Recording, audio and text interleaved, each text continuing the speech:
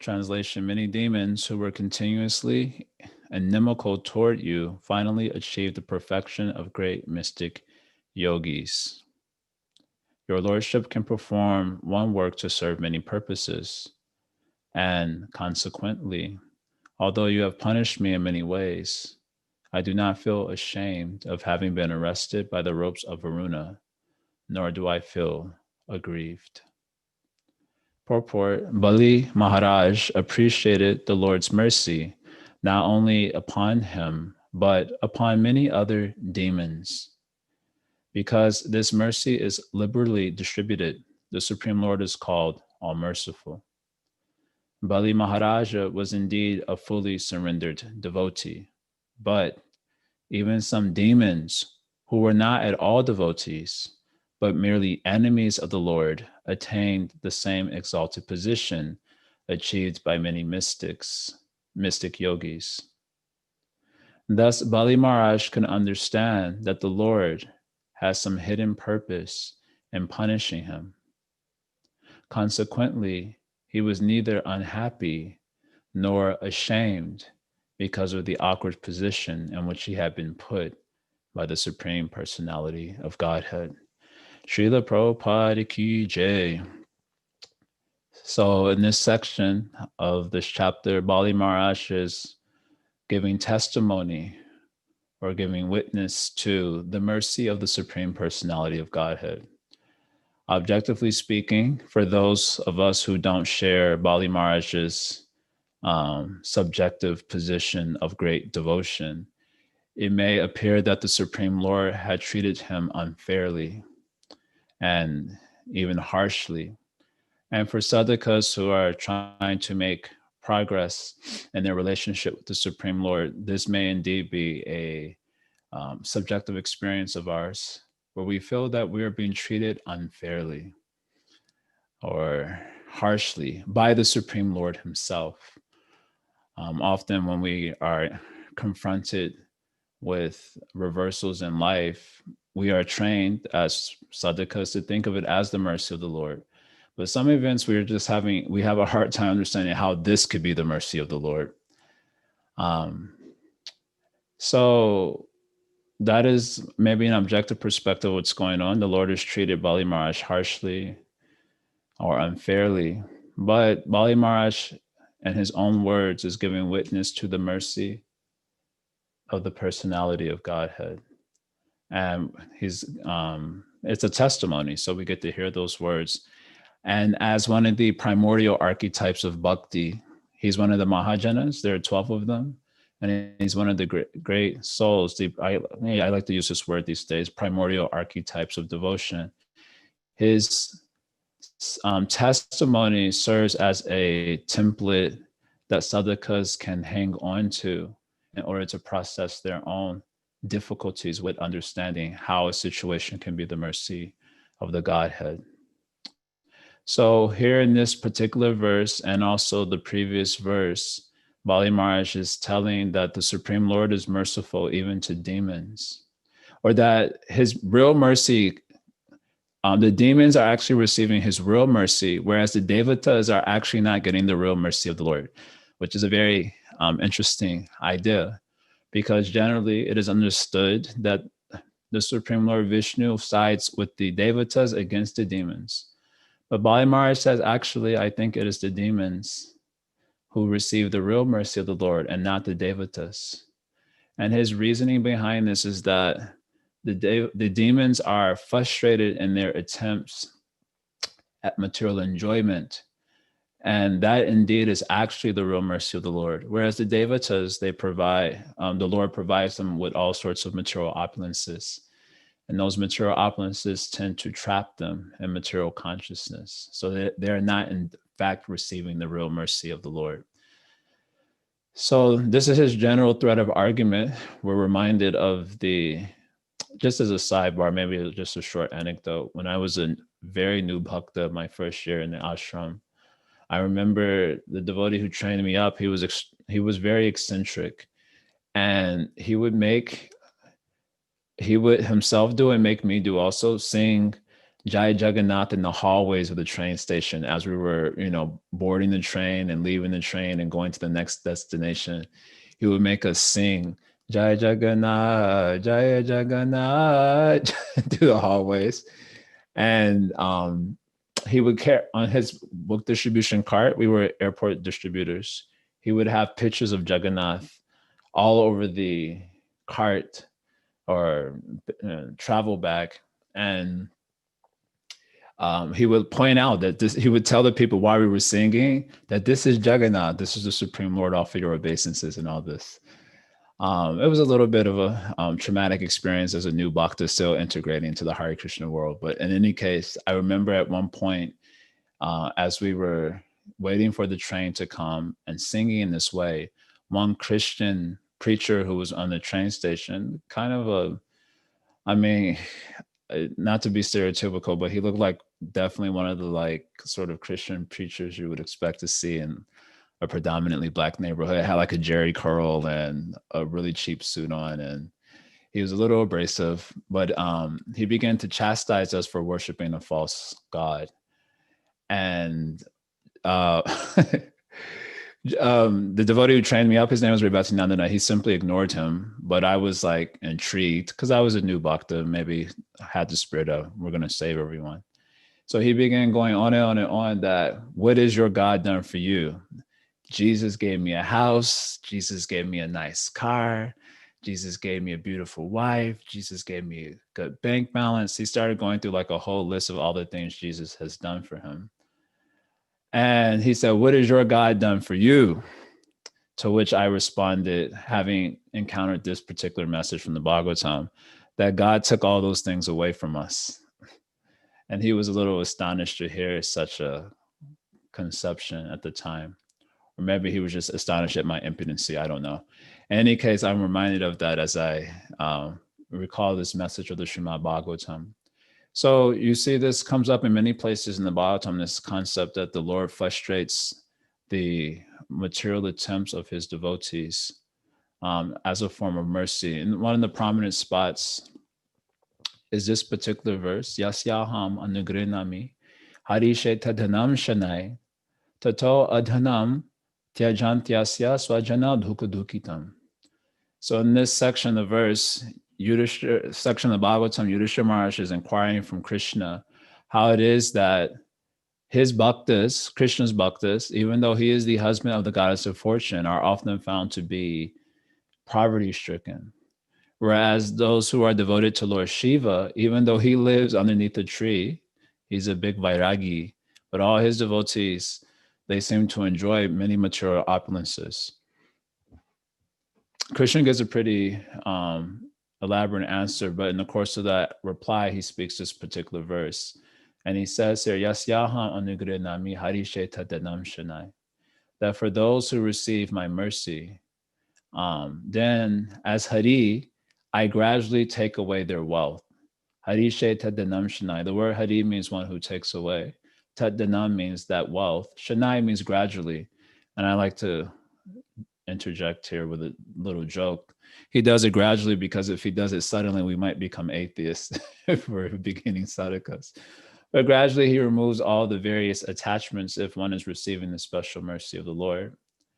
And then he says, because material relationships depend on material resources, when those material resources are removed, then the material relationships are frustrated. So that is the second line. Tato adhanam tyajantyasya. So after his wealth is gone, his swajana dukadukitan, his swajana, his own people, they abandon him because he doesn't have any money. Adhanam means he's without the dhana, without the wealth, or without the material resources. So his own people, swajana, they abandon him. And in this way, dukadukitam, he suffers one distress after another. Okay, that's not the end of the mercy though. So this verse is often quoted, but the next two verses are also very nice in this concept. So he says here, Sayadha vitato dhyogo nirvinnasya dhanehaya matparai krita maitrasya karishe maranugraham. So when he becomes frustrated in his attempts to make money, It means that he tries, but somehow it is frustrated because it is not due to a lack of effort or some karmic situation, but it is due to the mercy of the Lord that his plans are frustrated. So when his attempts to make more money becomes frustrated, and instead he befriends my devotees. Matparai krita maitrasya. He becomes friends with the devotees. I bestow my special mercy upon him. Karishe mad anugraham. So this is, I call it the second installment of mercy. The first installment, take away everything gradually and frustrate the devotee in various ways, maybe leave him abandoned apparently on the material platform. And then the second installment of mercy is getting special sangha of devotees. And then the last verse, he wants to glorify the, you can say the swabhava of that mercy. What is the nature of that mercy? He speaks in this particular verse, and it's a very nice verse. Tat brahma paramam sukshman che matram saranatakam vigayat matayadhira samsara parimuchite. So this verse, he's describing the nature of that mercy. He says that mercy is like Brahman, Tat Brahma.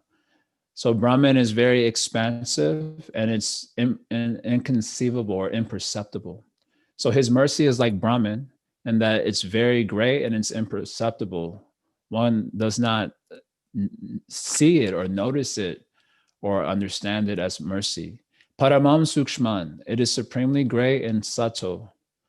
So the idea here, according to Acharya, is Paramam Sukshman means it is supremely great and subtle that it cannot even be conceived of by my devotees who are receiving the mercy. That's why devotees, we get bewildered too. We're like trying to understand, okay, I accept this might be the mercy of the Lord, but how? And when we're trying to figure it out, we can't figure it out. Parama Sukshman, it means that it is supremely great and subtle, that even a devotee who has very subtle intelligence cannot ascertain what is this mercy.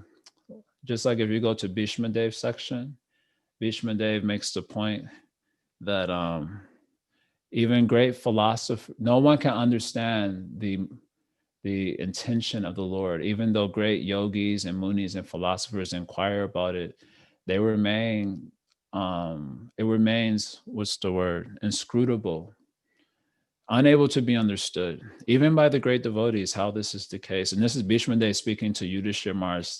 He was making the point like, it's, Krishna was on your side. You had Arjuna and Bhima, who are like pure power incarnate. You had Yudhishthira Maharaj on your side, who's like piety, pure piety incarnate, and Krishna was there, and still you suffered like anything. So who can understand what is the intention of the Lord? His intention is Paramam Sukshman. But Chen Matram means it is purely spiritual.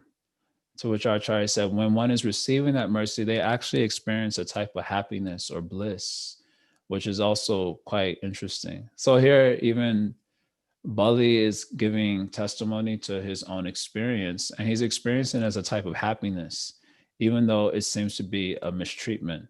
That is in the second verse. We'll get to that. Sat, this mercy is sat, which means it is eternal, existing in all phases of time. And anatakam. Anatakam means it is without end, or it gives fearlessness from death. Samsara parimuchate. As a side point, it also frees you from samsara. This is a secondary point. As a side point, it also frees you from samsara. So this is the nature of the Lord's mercy, the swabhava of the anugraha of the Supreme Lord. All right. Another place where this idea comes up, this is in the 6th canto, chapter 11.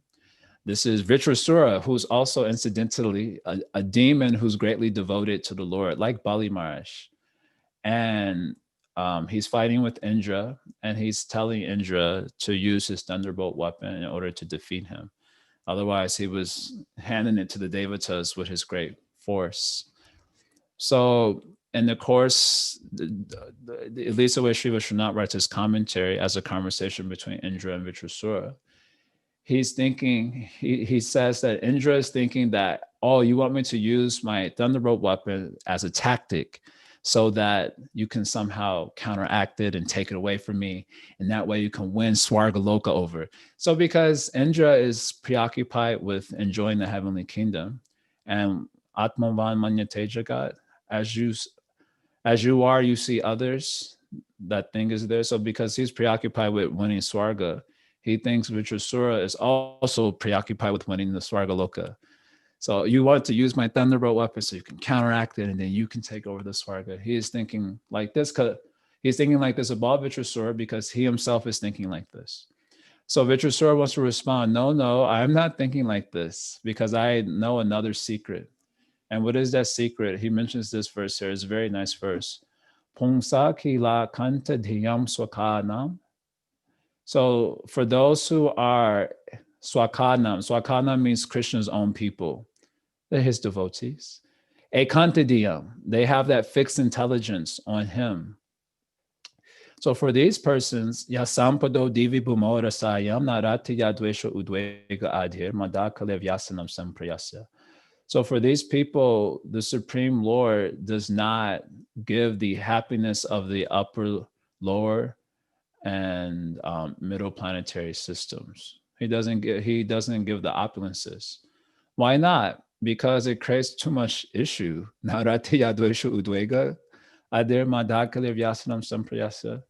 Because from there, so many bad qualities tend to come out.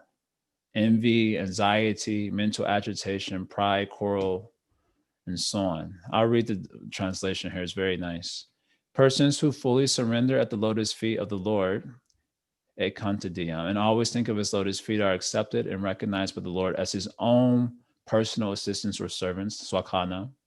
The Lord never bestows upon such servants the brilliant opulences of the upper, lower, and middle planetary systems of this material world. Why not? When one possesses material opulence in any of these three divisions of the universe, his possessions naturally increase his enmity, anxiety, mental agitation, pride, and belligerence. Thus, one goes through much endeavor to increase and maintain its possessions, and he suffers great unhappiness when he loses them. Okay, fine. So if the Supreme Lord won't give, I'll just go and get it myself. One may think in this way. So there's a verse for that also. So after that, Vitrasura speaks the next verse, which is also very nice. Trivarki ka yasya vighata asma patirvidate purushasya chakra. Tato anumeya bhagavat prasado yodhurlabo akinchana gochara anyay. So I'll just retranslate. Our Lord, the Supreme Personality of Godhead, forbids his devotees to endeavor uselessly for religion, economic development, and sense gratification. So this is a Trivarkika Yasya. The endeavor for Trivarkika. Trivarkika means Dharma, Artha, Kama, basically material life. You all have heard these words before.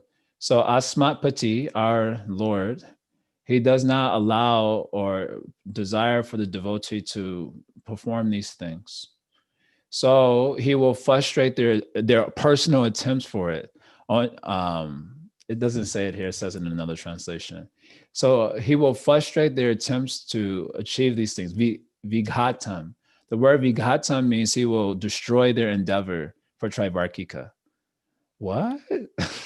Because the first verse said the Lord himself will not give it. And so the Lord said, okay, he won't give it, but I'll myself go and get it. So then if you try, it says he will frustrate your endeavor to get it. And tato anumeya bhagavat prasado. And this way you have to infer the mercy of the Lord. O Indra, one can thus infer how kind the Lord is. Such mercy is obtainable only by unalloyed devotees, not by persons who aspire for material gains. So Yadurlabha, such mercy, of course, is rare. Akinchana gochara, usually those who are, Akinchana gochara means the pure devotee, basically. They get this mercy and not others.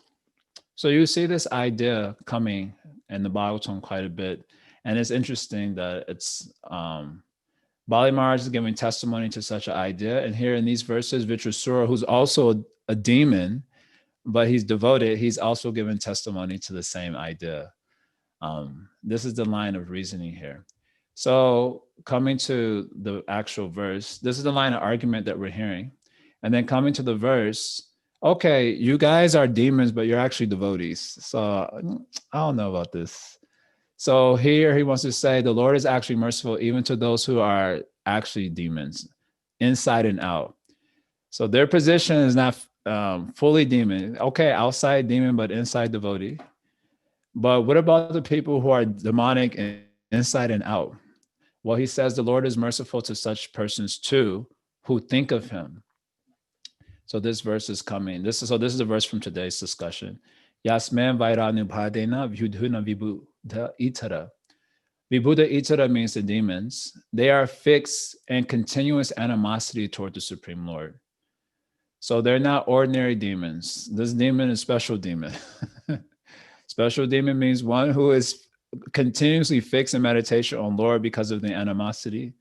Just like when I was in the middle school, this is a crude example, don't take it too far, but when I was in the middle school, the demons in the form of the bullies, they will come and they say at 3 o'clock, we're going to beat you up.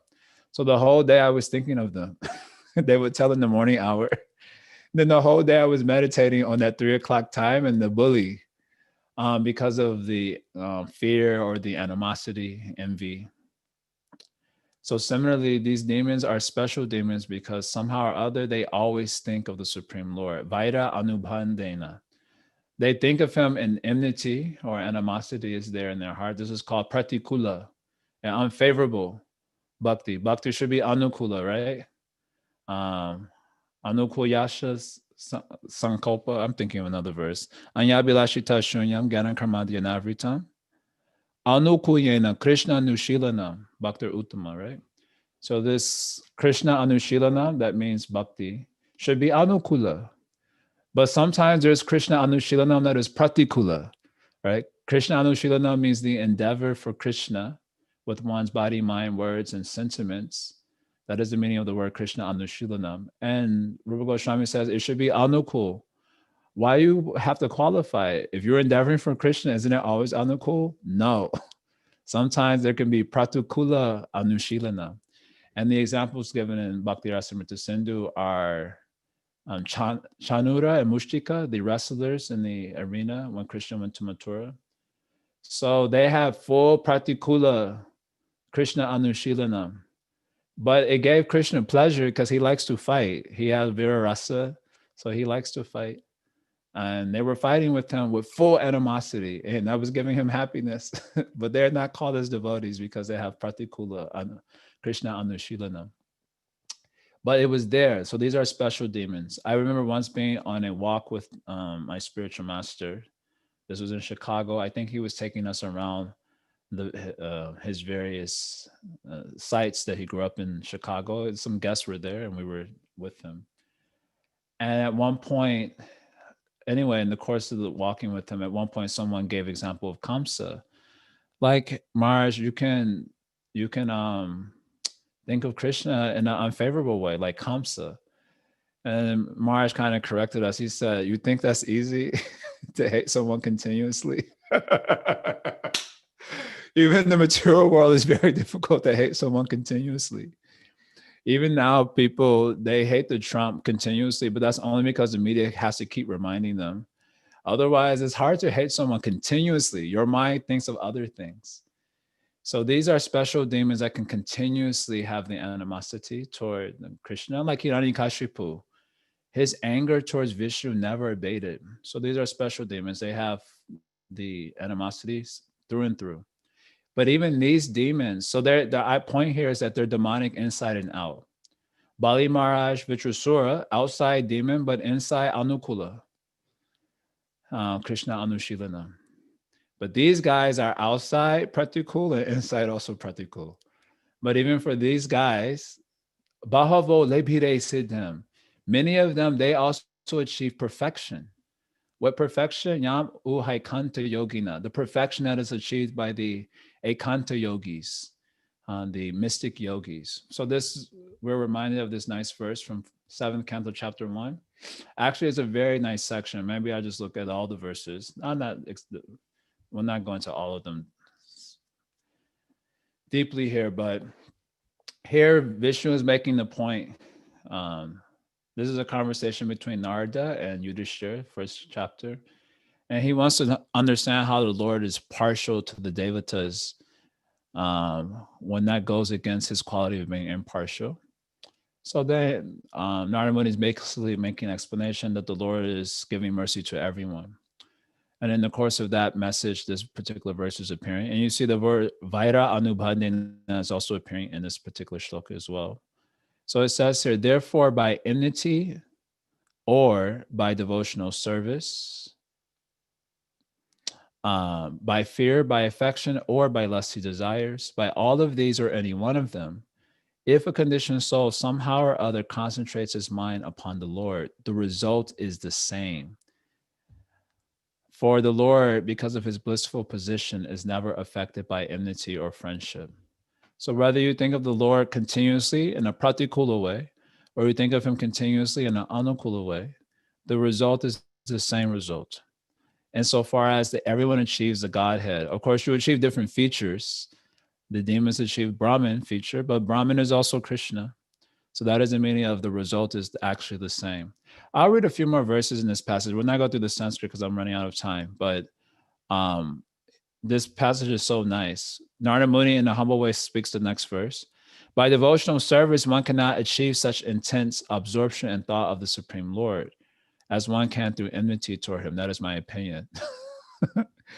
He's talking about by Vaidhi Bhakti. So if you do Vaidhi Bhakti, it means the Bhakti that is informed by Shastric injunction.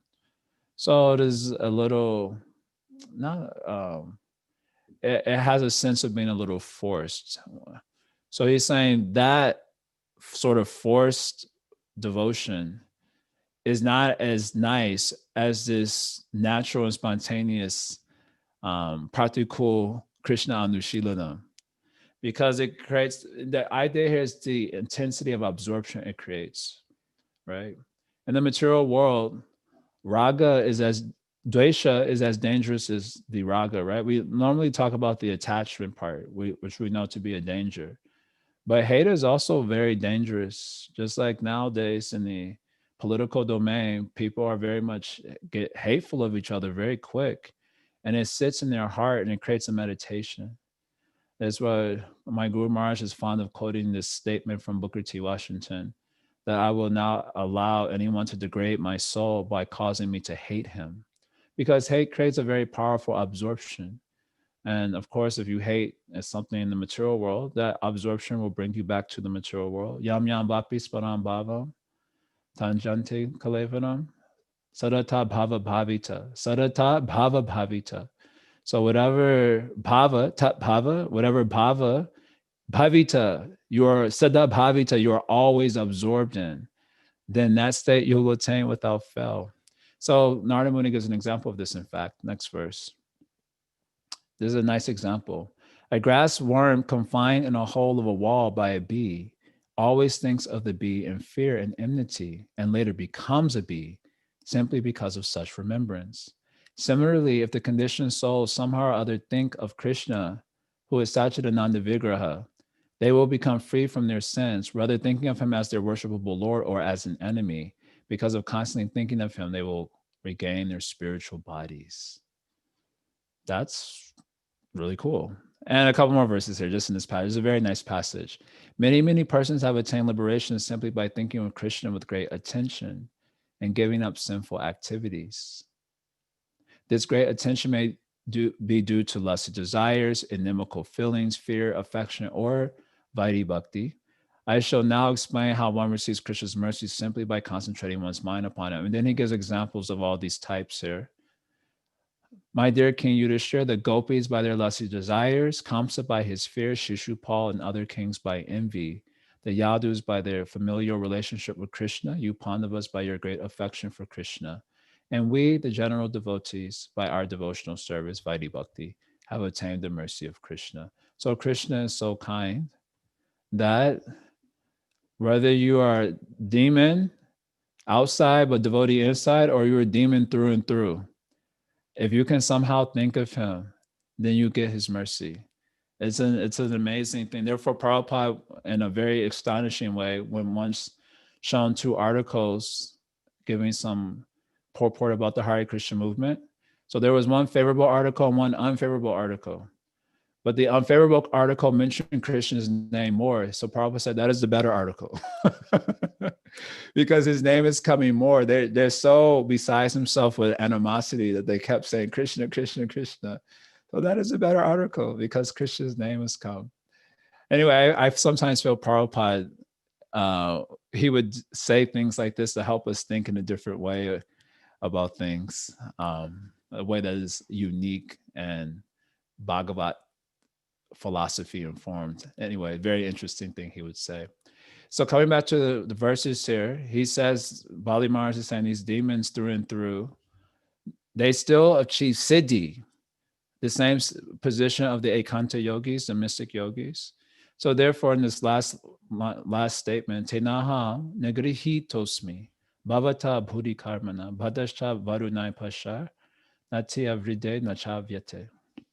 So in this last verse, he's saying, so Tenaha negrihitosmi, although I'm being punished, bhadascha varunai pashar, being captured by the ropes of Varuna, and I'm being punished in this particular way. My Supreme Lord, Bhavata Bhuru Karmana, who does many extraordinary activities. So I'm being treated in this way by the Lord who does many extraordinary activities. He says, Na ativride, I'm not at all ashamed about this. Nachavyate, nor am I suffering very much. Externally, his condition is suffering, but internally, he understands it as the mercy of the Lord, and that mercy is giving him great bliss. So he's not feeling embarrassed. He's not feeling ashamed. He's not feeling aggrieved. Rather, he's feeling the mercy of the Supreme Lord. And I, just as a sidebar, I sometimes think that, in a lot of the divinity schools in the Western world where they study the religion, many of them, the teachers are atheists. They don't actually believe in religion. I know, at least I'm from Chicago. So the University of Chicago is one of the biggest divinity schools in the world, I hear. And many of the teachers there are atheists. One of the most popular teachers, I forget her name now, but she had a lot of animosity towards devotees like Rupa Goswami. She was teaching on Rupa Goswami. Only reason I came to know because I knew several devotees who went to that school and they would tell me and about this particular lady specifically. So they are the atheists, but they are astonished to study the religious people because there's something incredible about their subjective experience, even though they're like Jesus, for example. He being crucified, but he praying for the welfare of the people. How anyone can do this? It is very astonishing thing. And not only pray for the well, they must be experiencing some sort of joy that you can still pray for someone's welfare while being persecuted. So it becomes a sort of mystery that everyone becomes attracted by and wants to study, it seems. Anyway, Bali Maharaj is making testimony to this as well in these particular verses. Very nice ideas from the Srimad Bhagavatam. Very inspiring. I'll stop there. I always like to stop at 7:50 to see if anyone wants to participate with any questions or comments. Okay. Shall I read the questions on the chat box like this? Okay.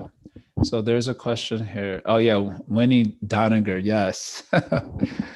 Yes, you also knew this lady. She didn't like the devotees too much. Okay. Mukunda Russell says, if we see opulence increasing in our lives, should we assume the opposite, that Krishna is withdrawing his mercy from our life? Yes. So in devotional service, actually in the particular verse, this Yasyaha Anugranami verse, Sri Vishwanath Chakravarti Thakur writes actually a very long commentary to it. And essentially he brings out this point, and he always focuses on this in his commentaries, that the happiness and distress of the devotees is not due to karma, but due to bhakti. That is his main message. So normally if you're enjoying, or like there's an increase of opulence, that is due to pious karma. And if there is suffering, that is due to impious karma. So Sri Vishwanath Chakravarti Thakur wants to say that is not the case with the bhaktas. In their case, their enjoyment is due to bhakti itself, which is bliss. Bhakti is bliss itself. So whatever happiness they're experiencing in life is due to the bliss of bhakti. And whatever distress they're experiencing is an arrangement of the Lord for the purposes of augmenting their bhakti or maybe showing compassion to those who need to see. Genevieve is appreciating this phrase, primordial archetypes of devotion, to see them in action and thus get the inspiration toward bhakti. He has his reasons why he does things. So once you understand that the happiness and distress of the devotees is coming from Krishna. Now we are sadhaka, so that leads to the other question. I'm not really a bhakta yet. So how am I supposed to understand if this is Krishna showing mercy or withdrawing mercy? So usually simple criteria is how it helps or obstructs bhakti, right? So if it is, you find some increase of wealth is there or opulence, and you find that is obstructing bhakti, then you have to take action. And one nice action is to use that opulence in Krishna's service. If you find that you have an excess of opulence more than required, and you find that it's making some obstruction, obstruction means that you keep thinking about the bank balance, you keep thinking about how to get other sorts of enjoyable objects, then that means you have to get rid of it in a preemptive way. Any way it will be taken from, this is one of the messages of this passage of the Srimad Bhagavatam, right? Preemptive giving. Any way it will be taken away from you. Like Vamande, he took the whole universe. So if it's going to be taken away, maybe I should give it away with some, in that way, get some credit. It's a smart move. Okay, it will be taken by force. So let me give it away and be benefited. May I benefit my eternal soul. So if one sees some opulence is increasing and it's creating some obstruction, then it should be used for some higher purpose and not just held on to. Otherwise, if you see that it's obstructing, or sometimes we're too much in the ignorance, we don't see anything as obstructing us, but you may be told by a well-wisher that this is causing some problem for you because I see your devotions have gone down. So in that way you may, okay, let me donate this or give some charity to some higher purpose. But somehow other, this is just I'm talking about this now in terms of just a subjective experience. When you see the increase of opulence, you take it as the mercy of the Lord. Whereas when there is a reversal in life, it is a lot harder to see it as the mercy of the Lord unless your mind is really trained. So I think these messages of Bhagavatam come to help change the programming of our conditioned mind. So the conditioned mind will take opulence as the mercy of the Lord. That's how I've seen even devotees, when they get some increase in opulence, they say, man, Krishna's mercy. But when they getting that, that heavy mercy, it's not so easy to say it with the conviction that this is also Krishna's mercy. So the Bhagavatam is giving a reminder, this is Krishna, you should infer that this is also Krishna's mercy.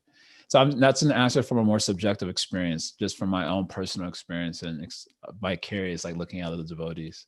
Bhagavatam is helping to reprogram that thinking that says that getting opulence is mercy, but not getting opulence or having it removed is not mercy. It's helping to combat that programming. That's my answer for that one. Maybe there are other comments on that. But before we get to the other comments on that, John V. Harrison said, given these statements, it seems like there's a huge spectrum of practice of Krishna Smarana, true, by which one can achieve the Lord's grace, true.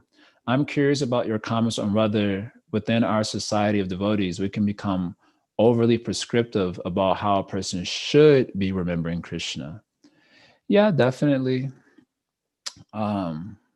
Yes, we can become overly prescriptive on how a person should remember Krishna. At the end of the day, a person will remember that which they are attracted to. So you see in the material world, we remember the sense objects quite spontaneously because we're attracted to certain sense objects like the Instagram or the Facebook or whatever it is. No one has to tell us to engage with those things or to think of them. There's a natural attraction.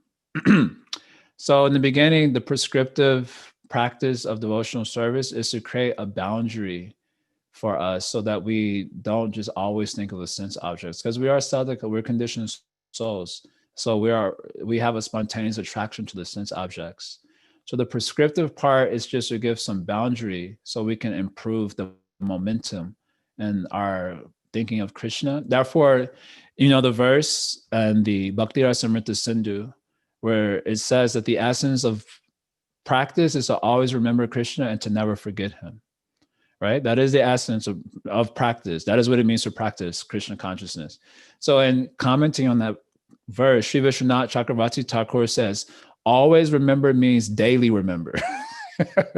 He says, because for the sadhaka, they cannot always remember on a moment-to-moment basis because they're still having to overcome anarthas inside. So he says, always remember means to daily remember. And then he references the verse Nityam Bhagavata Sevaya, which also basically means you should always do Bhagavat Seva. But he says always is not possible for a sadhaka in the beginning stages. So the word Nitya means daily he should do. So that is the prescriptive part, is to create a holding space for building the momentum in Krishna Smarana. And then after we cross certain thresholds, particularly the Anartha Nivritti threshold, where our attraction is starting to become steady and natural, then by your own inner enlightenment, basically, you'll build your meditation on Krishna. It'll become, personal and specific. So the overly prescriptive part is basically for the beginners because we need that space held for us. Like we need to know how clear boundaries, I shouldn't cross this boundary, or I should at least do this every single day. And that is very helpful for us as we're trying to grow our Krishna Smarana. Then when we cross that important threshold of Anartha Nivritti, then we enter into a new realm of spontaneity. And no one has to tell us because our attraction is itself there. That's my general understanding. Bhakti says, how to understand the statement, Gena Punya Kushalana Papa, in light of seeing opulence or the lack of as Lord's mercy. Which verse is this? Gorsharanji. Nrsimhadev telling Prahlad Maharaj, as Nishingadev telling Prahlad by Maharaj. enjoyment you exhaust your good credits, and by good activities you counter sinful reactions, and in this way you enjoy life, and then at the end you will come back to me. Yes, a general instruction for the people. Or for the devotees, it will be taken, the word sin is taken as obstacle to bhakti. So like in the statement, Sarva Dharma Pradhyagya Mame Kamsharanam Praja Aham Tvam Sarva Papipyo Moksha Yashnami Mashucha. So Krishna is just giving instructions, surrender unto me exclusively, giving up all the other dharmas. So and then the next verse says that I'll protect you from the sin. So some people think that the sin here is giving up the dharmas. So whatever sin that you acquire from giving up the dharma, Krishna will protect you from that. But Sri Jiva Goswami says in his Krishna Sandarbha that it doesn't mean that, because Krishna himself is given the instruction. So if you give up all the dharmas because of his instruction, there's no question of sin. So he says the sin has to be understood in this verse as obstacles to bhakti. So whatever obstacles to your bhakti is there, then I will remove those obstacles by my mercy so that you can come to me. That is the meaning there. And yeah, the Kushalena part, the good part, I don't know. The punya part, the Bhogena punya, you get to enjoy by the punya. So then that has to be taken as, again, the enjoyment coming from bhakti yoga. That is how most of our acharyas are taking it, because a devotee is not part of the realm of karma anymore because of his devotion. So we have to take it in this other way. Just like in the gopi section, when the gopis who were stopped from seeing Krishna in Ras Leela, so by the fire of separation from Krishna, they destroyed all their impiety, it says. And by the meditation on Krishna that came from separation in their mind, and all their punya got exhausted. So this just refers to the obstacles to meeting Krishna in the Rasa Leela, the negative part. And yeah, the positive part, I don't know exactly how that works. But anyway, it's coming from Bhakti Yoga. Rupa Chandra Prabhu says, for many of us, we require a certain amount of stability in our lives to practice bhakti. A certain amount, of course, a lot of amount. A certain amount, a lot of amount. So we may be averse to impoverished material conditions that may take away focus away from Krishna and focus on the problems instead. Yeah, true. Do you think this line of thought is true also? Yeah, absolutely. We require, generally speaking, a sadhaka, especially lower stages of bhakti, requires a certain stability in order to practice bhakti. So that falls within the, what is the statement? You accept what is required for your necessity, or the kamashin indriya pritya labhuji veta yavata. So you accept what is required to keep body and soul together, and more than body and soul together, mind and soul together. We always say keep body and soul together. Of course, body can mean soul body also, but just to clarify, keep mind and soul together. Otherwise, if the mind starts going crazy, it becomes very, very difficult to practice bhakti yoga. So lobhoji veta yavata, whatever helps to keep mind and soul together, keep the mind in a peaceful enough condition. That is acceptable. And then the rest of the time should be used for the tattva jignasa, natar yashaya karma bihi, and nothing else should be the purpose of one's arrangements. That is the beginning instruction of the Srimad Bhagavatam. So that is okay. I just think as a point to sit with, that the comforts that I feel like, yeah, the contemporary world has become very accustomed to an extremely comfortable standard of existence. And when you're accustomed to a lot of comfort, when it's taken away from you suddenly or gradually, then it seems very like you can't handle it. But it's completely mentally created, but it very much feels that way. For example, when I've seen people coming to India from America, they complain so much, the people who come in the beginning of the trip, because they're just not used to that level of discomfort of so many people standing next to you, so many people in the room looking at you.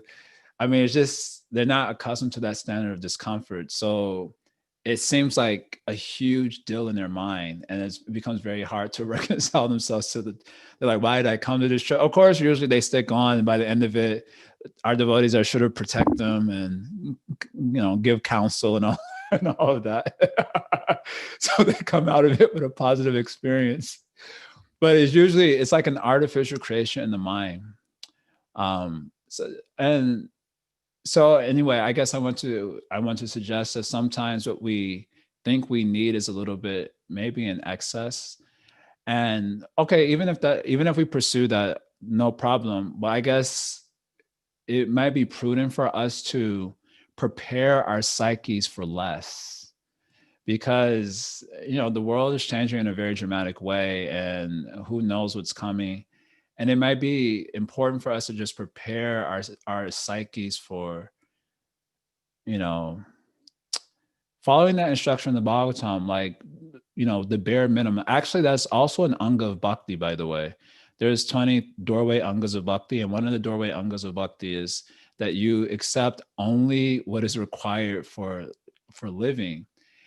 I can't really understand it right now, but I'm starting to get an insight more and more and more as things are getting stripped away. So it might be prudent for us to prepare our psyches for that, so that that we don't lose our bhakti in cases where things may become more intensified for whatever reasons or circumstances in our life. I like to call it as resistance training. Just like with the body, you lift the heavy weights, they call it as resistance training.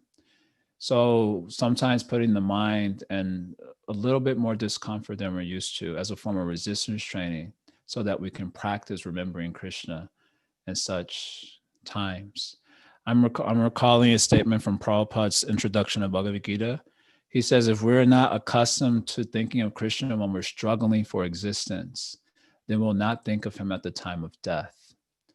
So, Yeah, I think that message should balance out the other side also. Like, do what you need to be stable so you can practice. But on the other side, if we're not accustomed to think of Krishna when we're struggling, we won't think of him at the time of death. So we also have to prepare our psyches for that part, especially hearing how Krishna deals with us. If you his devotee, he's like, wait a minute, I thought it was all bliss life, but it turns out there's a little rough life too.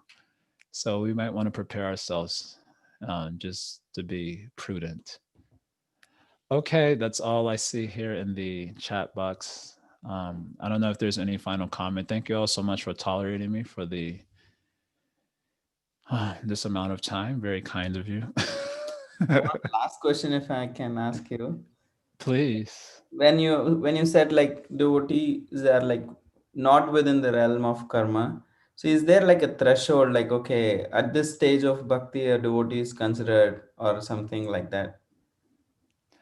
My understanding is that at the time of initiation, Krishna Bhakta, what is that verse? Krishna, oh my God. Hold on, give me a Diksha second. I'm going kale, to pull it up. diksha kale, Thank you. Diksha Kali Bhakta Atma Samapan. Anyway, let me diksha just pull it kale up. bhakti kare atma samarpan, sei kale krishna kare uh, Krishna Atmasam. atma samya. Yes, I'll just share the verse. It's from CC, but Srila Prabhupada quotes it and NOI text 5. So I'm gonna just share from there. Let me share my screen here. You can see it. So initiation is not a joke. Diksha Kali Bhakta Kare Atma Samarpan. So at the time of initiation, the Bhakta, he is Atma Samarpana, means that he surrenders to Krishna in the form of the Guru. Se Kale, at that time, Krishna Tare, Sri Krishna, Kare Atmasam, accepts that Bhakta to be the same as his own self. And then Sri Chaitanya Mahaprabhu quotes a verse from Srimad Bhagavatam after this that says that after initiation, when one gives up everything for the services of Krishna inside, that is his heart disposition, then Krishna desires to do something special for him. And so he imperceptibly transforms even the body of that individual. The whole context of these statements where this verse appears is how Sanatana Goswami's body is spiritual. Because Sanatana Goswami wanted to commit the suicide, right? And Mahaprabhu is saying, what nonsense, this body belongs to the guru. And then in the course of that, he says, actually, your body is completely spiritual. Even though it's having the pus and all of this problem was there, he said, your body is actually spiritual. And then he quotes this particular verse that at the time of initiation, when the disciple surrenders to Krishna in the form of the guru, Krishna takes him as the same as himself. And he does something special for that devotee and imperceptibly spiritualizes the devotee's being inside and out. So my general understanding is at the time of initiation. And Prabhupada has this real heavy statement. Well, I think us contemporary guys think it's pretty dramatic. I thought it was dramatic. In the introduction of the Bhakti Rasamrita Sindhu, where he says that the real connection with Krishna is made at the time of initiation, and is that without initiation, there is no connection with Krishna. So I'm like really heavy statement. You remember this statement? It's like a very strong statement. So my basic understanding is like that. Of course, well, what about before initiation? Yeah, you connected. But at the time of initiation, you really connected. This is like when you go to school, sometimes they do this thing called auditing, where you audit a class. So you're getting all the same homework, you're learning all the same lessons, but at the end of the class, you get no credit. Right? Only the person who's actually officially joined the class gets the credit. So I heard this example from Srila Jayadvaita Swami. I really appreciated it. So he said it's maybe something like this, that the initiation is a very important um, time of transformation. Of course, we have to be prudent as we're making that decision. So it's not that you have to get initiated right away, but initiation is important. That's my general understanding. So it may not be fully accurate. I can accept defeat there. Thank you, Prabhu. Athena says, Haribo, I remember in another one of your classes, there was discussion of who is considered a devotee. Thus, when does Krishna start taking a hand in a person's life? And I remember you answered that it's when one starts taking to the process of Krishna consciousness. And even those who chant even Krishna's name once should be considered devotees, so their lives are never the same either. Yeah, this is also true. Maharu is saying anyone who chants Harinam one time, he should be considered as Vaishnava. That is also true. And a person who has Shraddha, specifically Shastriya Shraddha, the Shraddha in Srimad Bhagavatam, then he is considered as a devotee. And or anyone who gets the blessings of a devotee, he also is taken into consideration. So all these things are true. They're all true. And when you're initiated, then Krishna is like, all right, no more karma for you. So all these things are taken together. No problem. Okay, so we'll stop there. Thank you all very much for